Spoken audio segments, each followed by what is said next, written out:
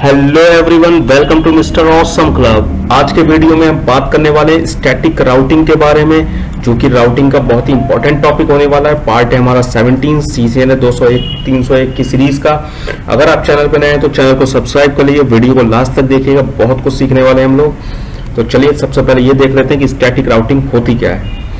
तो static routing की अगर हम यहाँ पर बात करें तो static routing table is created, maintain and update bye a network administrator manually. यानी कि अगर आप स्टैटिक राउटिंग कराने जा रहे हो, लास्ट टॉपिक में मैंने राउटिंग के बारे में बात किया था, राउटिंग क्या होता है। यहाँ पर हम स्टैटिक राउटिंग की बात कर रहे हैं। यानी अगर आप स्टैटिक राउटिंग करा रहे हो तो उसमें आपको क्या कराना पड़ेगा, अपने राउटर को मैनुअली ये डिफाइन करना पड़ेगा कि उसे किस किस नेटवर्क के साथ जो है कम्युनिकेशन करना है और किस किस पाथ का सिलेक्शन करना है। वो सारी चीजें आपको मैनुअली राउटर को बतानी पड़ेंगी।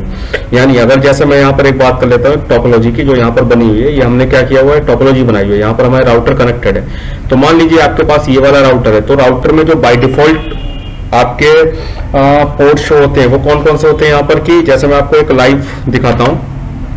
ये हमारे पास टोपोलॉजी बनी हुई है। इस टोपोलॉजी में क्या है, हमने नेटवर्क को इस तरीके से बनाया कि यहाँ पर 11.0.0.1 आईपी है, यहाँ 11.2 है, यहाँ 12.0.1 है, यहाँ पर 12.0.0.2 है। तो इस तरीके से हमने ये बनाया हुआ। अब हम अगर इसमें देखना चाहें कि इसकी जो राउटिंग टेबल है उसमें पहले से कौन कौन से जो नेटवर्क हैं, कौन कौन से जो पाथ हैं वो आ रहे हैं, तो हम कैसे देख सकते हैं। यहाँ पर हम CLI में जाएंगे और CLI में जाने के बाद जो है प्रिविलेज मोड पर कमांड चलाएंगे, शो IP राउट। शो IP राउट कमांड चलाएंगे तो इससे आपको क्या दिखेगा, इससे आपको दिख जाएगा कि यहाँ पर कौन कौन से नेटवर्क राउटिंग टेबल में पहले से एंटर्ड है। तो कौन सा 11.0.0 और 192.168.1.0, यानी जो डायरेक्टली कनेक्टेड है सिर्फ वही आपके बाय डिफॉल्ट पहले से शो होते हैं, यानी बाकी के आपको अलग से ऐड कराने पड़ते हैं। तो आप यहाँ पर देखेंगे कि 11 डॉट पहले से और ये 192.168.1.0 का नेटवर्क, यानी जो डायरेक्टली कनेक्टेड है सिर्फ वही आ रहे हैं। बाकी सारे जो नेटवर्क है वो इसमें नहीं है, यानी वो इनसे कनेक्शन नहीं बना पाएगा। जैसे मैं कनेक्शन के लिए यहाँ पर अगर पिंग करा के देखता हूँ तो क्या होगा कि इसकी जो टेबल है, इसकी टेबल में कौन सा IP आ रहा है, एक तो आपका आ रहा है 192.168 और आपका 1.0 की रेंज आ रही है। यानी कि मैं अब PC पर हूँ 1.2 पर, तो मैं अगर 3 से पिंग कराता हूँ तो ये पिंग होगा क्योंकि वो इसकी राउटिंग टेबल में एंटर्ड है। ऐसे ही मैं अगर यहाँ पर क्या करता हूँ,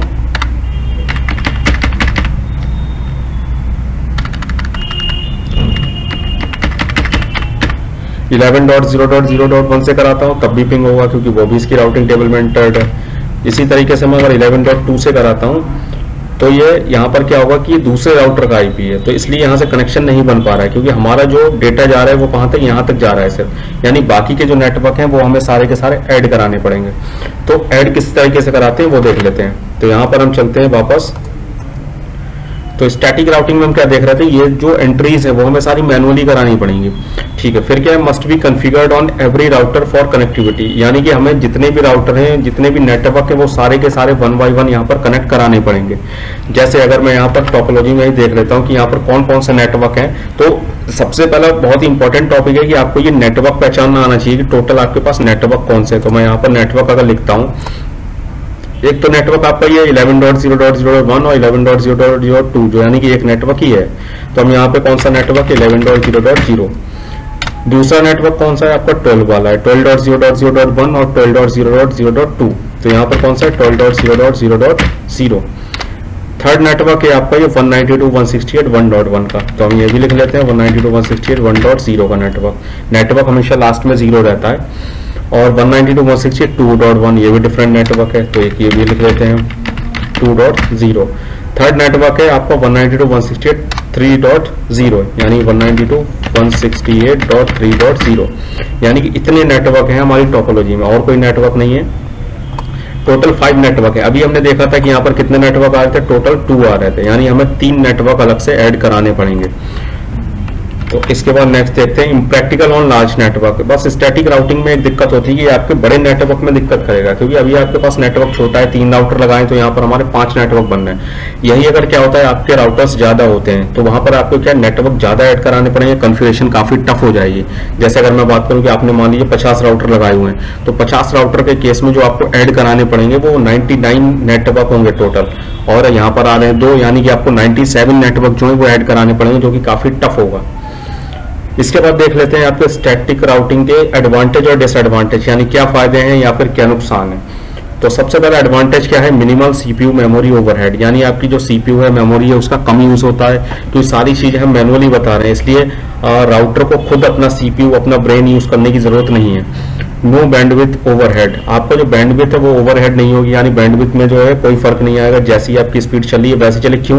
क्योंकि डायनामिक राउटिंग में क्या होता है कि वहां पे चीजें ऑटोमेटिक राउटर खुद अपडेट भेजता है एक दूसरे को।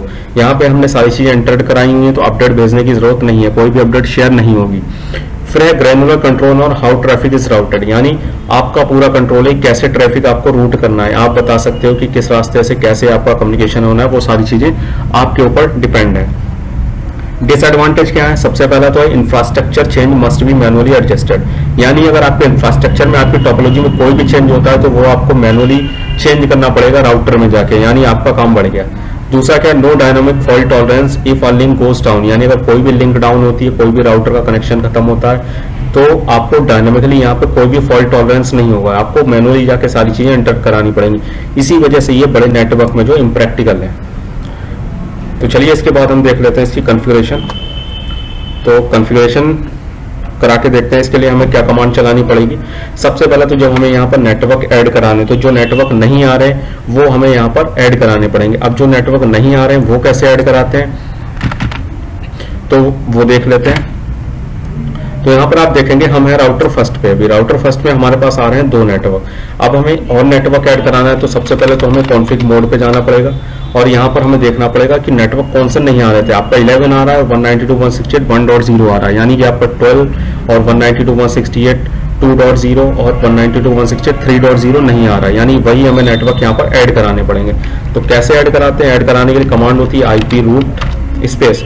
अब जो नेटवर्क आपको ऐड कराना है वो यहाँ पर बताना पड़ेगा, जैसे आपका नेटवर्क है 12.0.0.0, इसके बाद उसका सबनेट मास्क बताना पड़ेगा, सबनेट मास्क बता दिया। इसके बाद आपको बताना पड़ेगा नेक्स्ट हॉप। लास्ट टॉपिक में हमने नेक्स्ट हॉप की बात करी थी, नेक्स्ट हॉप किसे कहते हैं तो वो देख लेते हैं।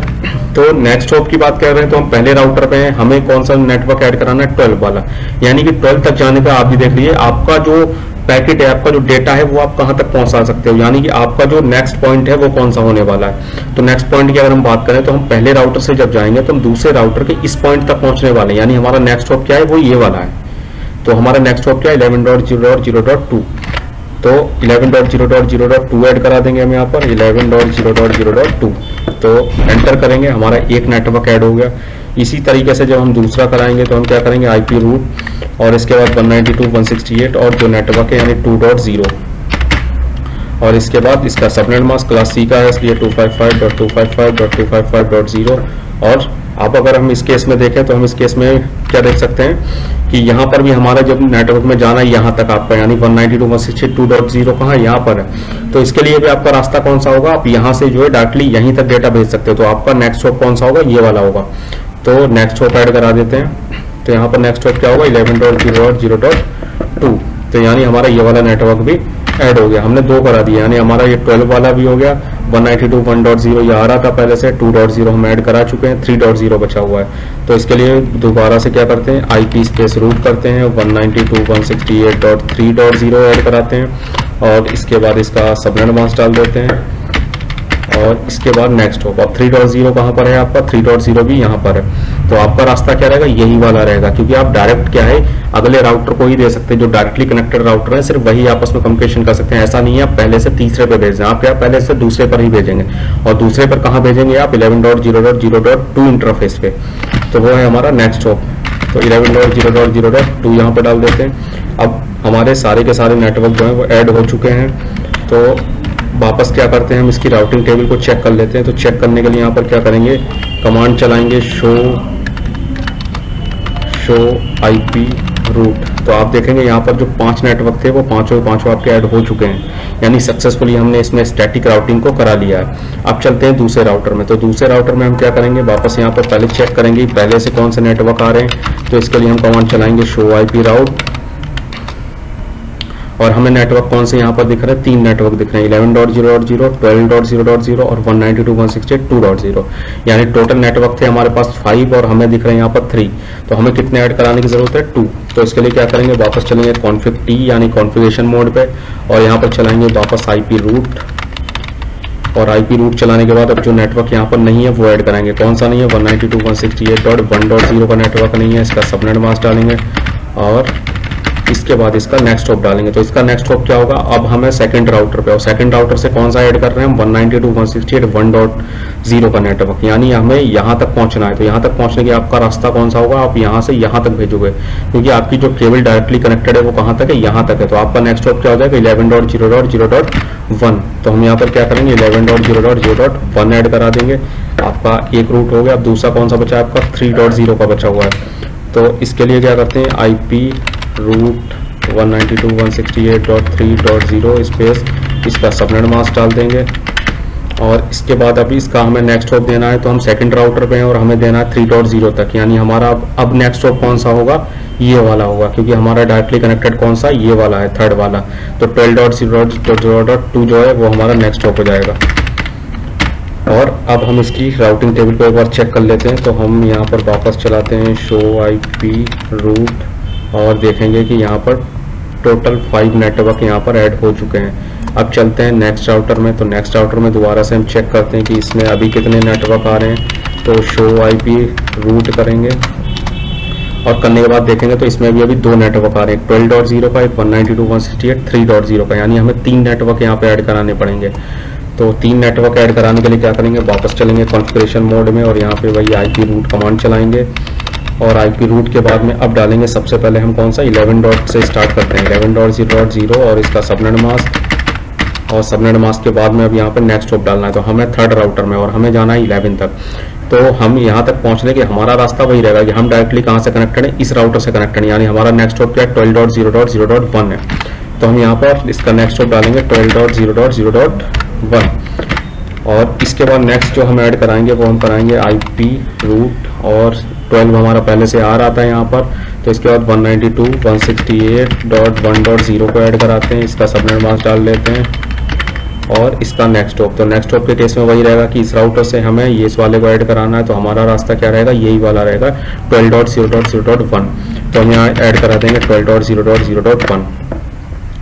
इसके बाद नेक्स्ट हमें ऐड करना है तो IP रूट लिखेंगे और फिर 192.168.2.0 को ऐड कराएंगे, इसका सबनेट मास्क डालेंगे और इसका नेक्स्ट हॉप डालेंगे। तो इसका नेक्स्ट हॉप भी क्या रहेगा? हमें ये वाला ऐड करना है। हमारा रास्ता वही रहेगा 12.0.0.1। तो 12.0.0.1 डाल देते हैं। और अभी हम अगर क्या करते हैं कि चेक कर लेते हैं इसकी राउटिंग टेबल को। तो इसकी राउटिंग टेबल में शो IP राउट करेंगे तो हमारे 5 नेटवर्क टोटली आ चुके हैं, यानी अब ये सबसे कनेक्शन बना सकता है। तो हम क्या करते हैं? पहले PC पर चलते हैं और यहाँ चल के क्या करते हैं? कमांड प्रॉम्प्ट में टाइप कराते हैं पिंग स्पेस, क्या अगर हम यही देख लेते हैं, जैसे अभी हमारा 11.0.0.2 से पिंग नहीं हो रहा था, लेकिन अभी देखेंगे तो क्या है? पिंग हो रहा है हमारा। इसके बाद अगर हम दूसरे किसी PC से कराते हैं, जैसे मैं यहाँ पर करा लेता हूँ 12.0.0.2 से करा लेता हूँ, तो देखिए उससे भी पिंग हो रहा है। इसके बाद मैं यहाँ पर 192.168.3.2 जो PC है हमारा, उससे करा लेते हैं पिंग। तो ये उससे भी पिंग होना चाहिए। तो आप देखेंगे कि उससे भी ये पिंग हो रहा है। कई बार ये पहला पैकेट छोड़ देता है, तो उसमें ऐसा कोई इश्यू नहीं है। दूसरी बार पिंग कराएंगे तो देखिए फुल पैकेट लेगा ये। इसके बाद हम कराते हैं 3.3 से, तो ये उससे भी पिंग करेगा।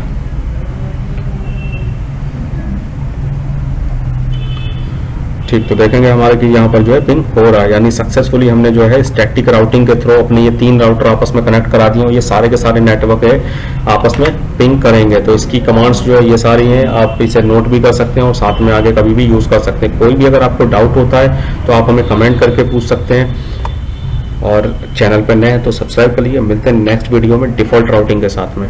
Thank you guys.